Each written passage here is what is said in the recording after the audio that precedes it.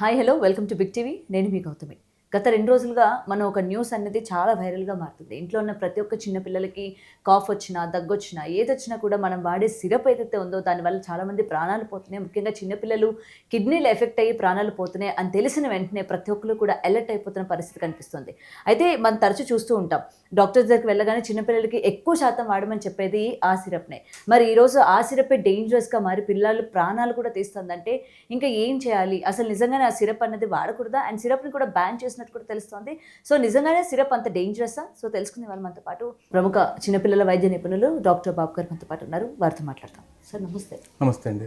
So, చాలా alert అయిపోయారు parents అందరూ కూడా. గత 2 డేస్ నుంచి మనం చూసుకుంటే పిల్లలు ఎఫెక్ట్ అయినారు అండ్ చనిపోయిన సిట్యుయేషన్స్ ఉన్నాయి కిడ్నీస్ ఫెయిల్యూర్ అయ్యి.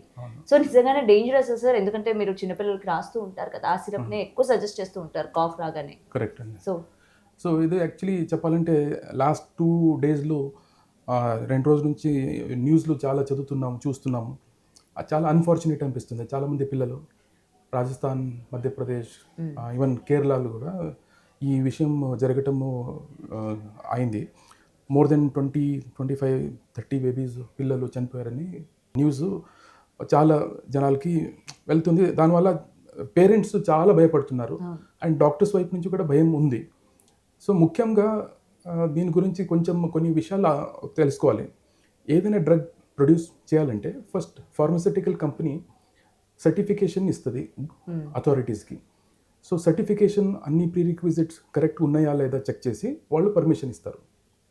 అది అయిపోయిన తర్వాత డ్రగ్ కంపెనీ మెడిసిన్స్ కానీ మెడిసిన్స్ కెమికల్స్ ప్రొడక్షన్ స్టార్ట్ చేస్తారు. ఆ మెడిసిన్ ప్రొడక్షన్ స్టార్ట్ అయిపోయిన తర్వాత మార్కెట్కి వస్తుంది త్రూ డిస్ట్రిబ్యూటర్స్. అక్కడి నుంచి కెమిస్ట్ షాప్కి వెళ్తుంది. తర్వాత ప్యారలీ పేరెంట్స్, తల్లిదండ్రులు పిల్లలకి బాగాలేనప్పుడు హాస్పిటల్కి వెళ్తారు. ప్రిస్క్రిప్షన్ డాక్టర్స్ ఇస్తారు. సో ప్రిస్క్రిప్షన్ తీసుకొని వీళ్ళు కెమిస్ట్ షాప్కి వెళ్తారు. అక్కడ మెడిసిన్ తీసుకుంటారు, వాడతారు. ఇది ప్రాసెస్. ఈ హోల్ సిస్టమేటిక్ ప్రాసెస్లో ఎక్కడైనా డిఫరెన్స్ వస్తే, ఎక్కడైనా గ్యాప్ వస్తే ఈ ప్రాబ్లమ్స్ జరుగుతాయి. ఇప్పుడు రీజన్ ఏమైంది? ఈ రీజన్ ఇక్కడ ఈ విషయం చూస్తే most of the children they didn't die because of medicine, they died because of the other constituents of that medicine. Preservative వాడతారు ఆర్ డైల్యూయెంట్స్ అని వాడతారు. ఇప్పుడు రీసెంట్గా ఏం తెలిసిందంటే డైథైల్ గ్లైకోల్ అని ఒక కంపోనెంట్, ఆ కంపోనెంట్ ఉండాలి. అది ఉంటే మెడిసిన్ మిక్స్అప్ ఈజీగా అవుతుంది. మ్యాక్సిమల్ అలౌడ్ లిమిట్ 0.1% ఉండాలి. వాళ్ళు అక్కడ చెక్ చేస్తే 48% ఉంది. దాదాపు హాఫ్, అంటే ఆ బాటిల్లో హాఫ్ విషమే ఉంది అన్నట్టు. ఈవెన్ ఇథిలిన్ గ్లైకోల్ అని కాన్స్టిట్యూయెంట్ ఉంది, అది కూడా ఎక్కువ ఉంది. సో ఇవన్నీ విషయాల్లో ఈ ఫుల్ సిస్టమాటిక్ ప్రాసెస్లో ఎక్కడైనా తేడా ఉంటే వస్తుందని, అంటే దానికి బెస్ట్ సిచ్యువేషన్ చెప్పాలంటే ద అథారిటీ పర్మిషన్ ఇచ్చేవాళ్ళ అథారిటీ పర్మిషన్ ఇచ్చిన తర్వాత రెగ్యులర్ చెకప్స్ అవ్వాలి.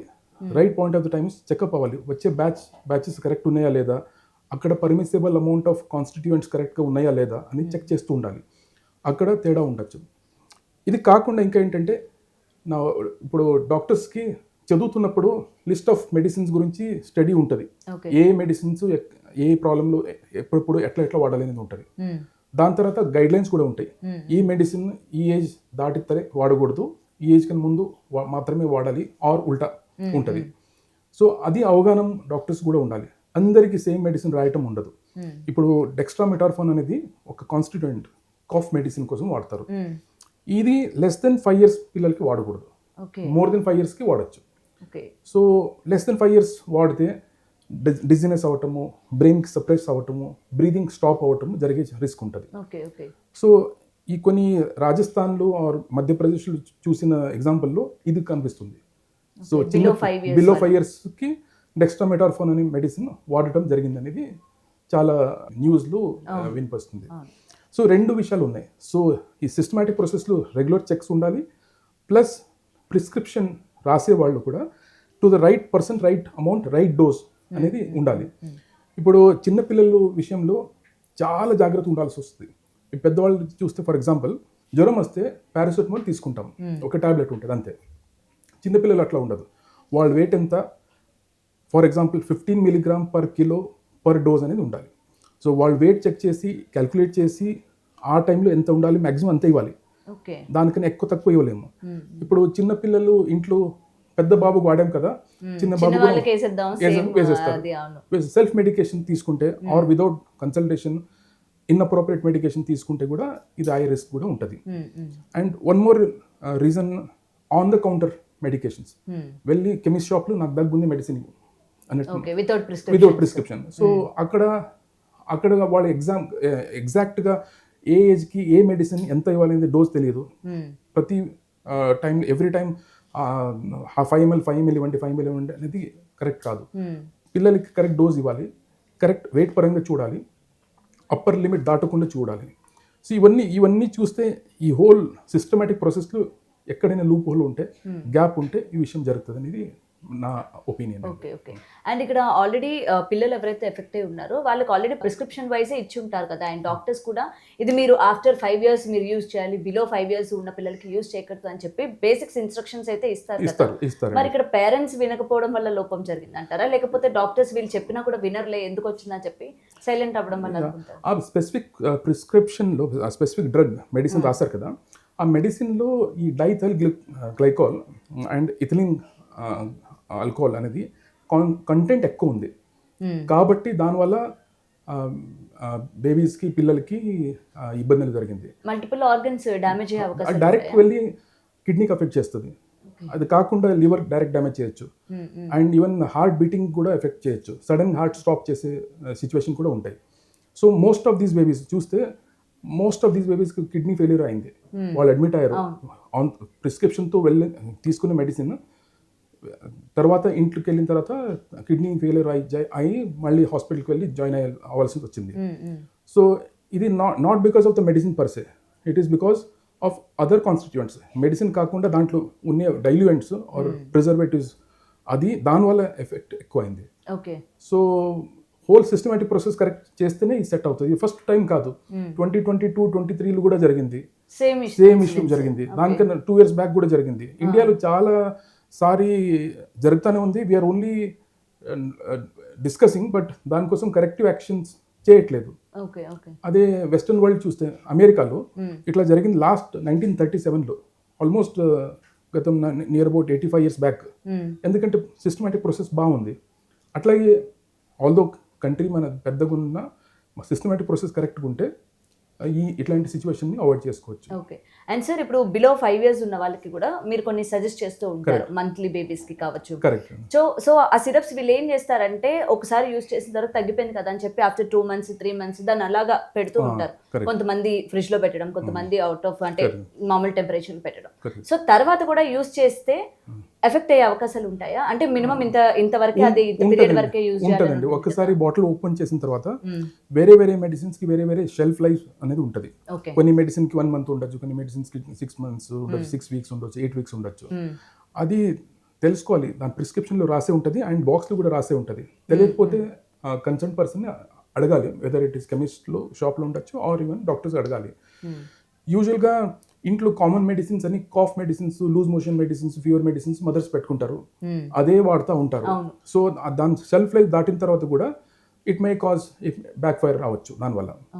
సో అది కూడా కారణం ఉండొచ్చు. బట్ ఇప్పుడు ప్రస్తుతానికి చిన్నపిల్లలకి ఎందుకు వస్తుందంటే ఈ సీజన్లో జూలై, ఆగస్ట్, సెప్టెంబర్ సీజన్లో వర్షం ఎక్కువ పడినప్పుడు, వాతావరణం కోల్డ్ ఉన్నప్పుడు వైరల్ ఇల్నెసెస్ చాలా ఉన్నాయి. వైరల్ అయినప్పుడు చిన్నపిల్లలకి దగ్గు జలుబు అవటము సహజం. ఎవ్రీ ఇయర్ ఈ టైంలో ఎక్కువ అవుతుంది. అండ్ చిన్నపిల్లలకే మెడిసిన్స్ ఇస్తారు. చిన్నపిల్లలే మ్యాక్సిమం వల్నరబిలిటీ, వాళ్ళే వీక్ ఉంటారు. కాబట్టి చిన్నపిల్లలకి ఎక్కువ అవుతుంది. సో మళ్ళీ ఎవ్రీ 2 years 3 years జరగకూడదు అంటే సిస్టమేటిక్ అప్రోచ్ చేయాలి. అందరూ వాళ్ళ రెస్పాన్సిబిలిటీస్ ఫాలో చేయాలి. డాక్టర్స్ కానీ, కెమిస్ట్ కానీ, డ్రగ్ అథారిటీ కానీ, ఫార్మాస్యూటికల్ కంపెనీ కానీ, అందరికీ ఆల్రెడీ లాస్ ఉన్నాయి, రూల్స్ ఉన్నాయి, ఫాలో చేయటం కరెక్ట్ లేదు. So following of the laws అనేది కరెక్ట్ చేస్తే ఇట్లాంటి విషయాలని అవాయిడ్ చేసుకోవచ్చు. ఓకే. సో ఆఫ్టర్ 5 years ఉన్న పిల్లలకైతే ఇది ఎఫెక్ట్ అవ్వదా సార్? అంటే మినిమం 1 ml or 1.5 ml మాత్రమే వేయమని చెప్తారు. అది కాకుండా అధికంగా వేసినా కూడా 5 years అబోవ్ ఉన్న వాళ్ళకి కూడా ఎఫెక్ట్ అయ్యే అవకాశం. సో ఎవ్రీ ఏజ్ అండి, చిన్న పిల్లలకైనా పెద్దవాళ్ళకైనా వాళ్ళ వెయిట్ ప్రకారం, ఏజ్ ప్రకారం సెట్ డోస్ ఉన్నాయి, అంతే వాడాలి. దానికన్నా ఎక్కువ తక్కువ వాడకూడదు. సో ఇంట్లో సెల్ఫ్ మెడికేషన్ చేస్తున్నప్పుడు రఫ్ ఎస్టిమేషన్ చేసి క్యాలిక్యులేట్ చేసి ఇస్తే అవుతుంది అట్లా. సో చిన్న బాబుకి 3 ml చెప్పారు, పెద్దవాడికి 5 ml ఇద్దామని అనుకుని ఇవ్వటం వేరే ఉంటుంది, యాక్చువల్గా వెయిట్ క్యాలిక్యులేట్ చేసి ఇవ్వటం వేరే ఉంటుంది. సో దాంట్లో చిన్నపిల్లలు ఇంకొకటి విషయం ఏంటంటే థెరపెటిక్ విండో అనేది ఉంది. థెరపెటిక్ విండో అంటే ఇది లోవర్ లెవెల్, ఇది అప్పర్ లెవెల్ అనుకోండి బాడీలో. దీనికన్నా కిందకి వెళ్తే పని చేయదు, ఈ లెవెల్ కన్నా పైకి వెళ్తే డేంజరస్. ఇంత లిమిట్ ఉంది. ఆ లిమిట్ చిన్నపిల్లలకి ఇంకా దగ్గర ఉంటుంది, పెద్దవాళ్ళకి లిమిట్ దూరం ఉండొచ్చు. సో డోస్ ఫ్లక్చువేట్ అయితే ఏమి ఎక్కువ ఇబ్బందులు లేకపోవచ్చు, చిన్నపిల్లలకి దగ్గర ఉంటుంది. సో అంతే ఆ నారో రేంజ్లోనే మెడికేషన్స్ వాడాలి. సో ఆ మిస్టేక్ జరగకుండా చూడాలి. సో పేరెంట్స్, డాక్టర్స్, కెమిస్ట్ చాలామంది ఈ హోల్ సినారియోలో పార్టిసిపేట్ చేయాలి.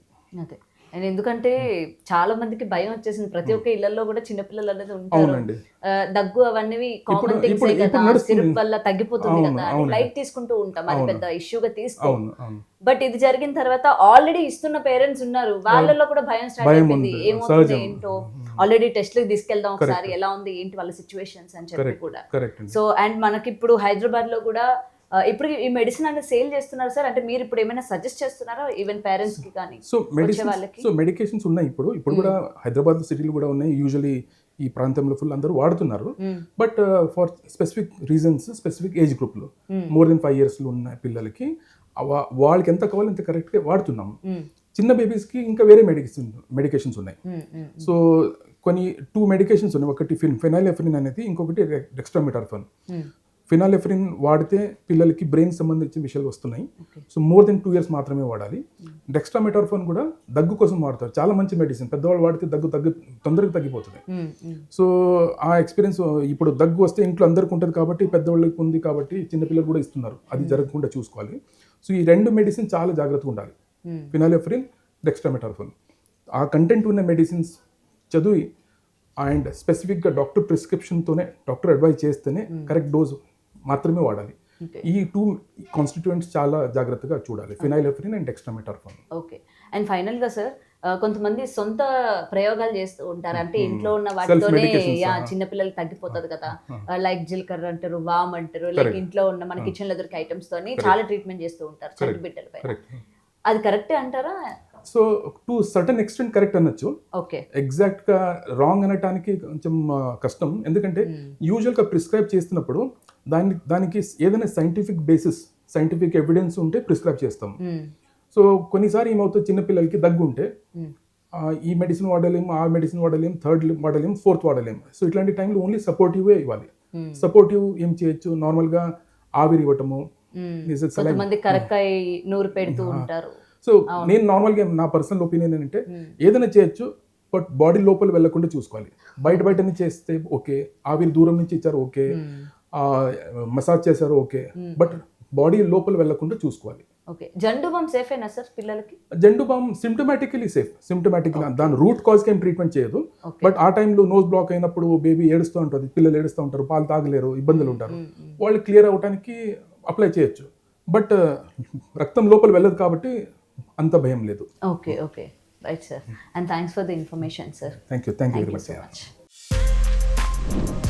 For more videos like this, subscribe Big TV channel.